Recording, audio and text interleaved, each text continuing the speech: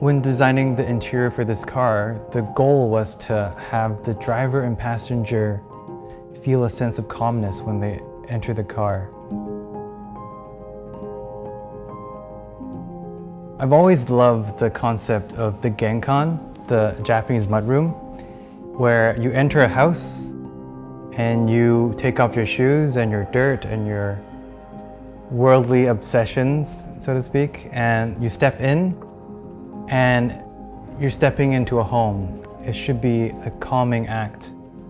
And I wanted to reflect that in the car, where we have two levels.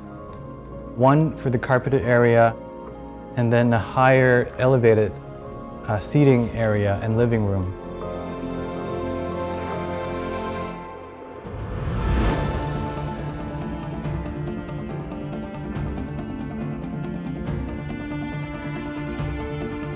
We knew from the outset of the Type 10 that we would have space constraints.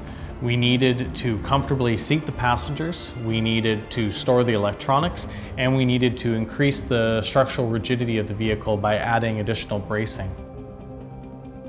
The end result is an interior that, like the original Mini, feels incredibly spacious.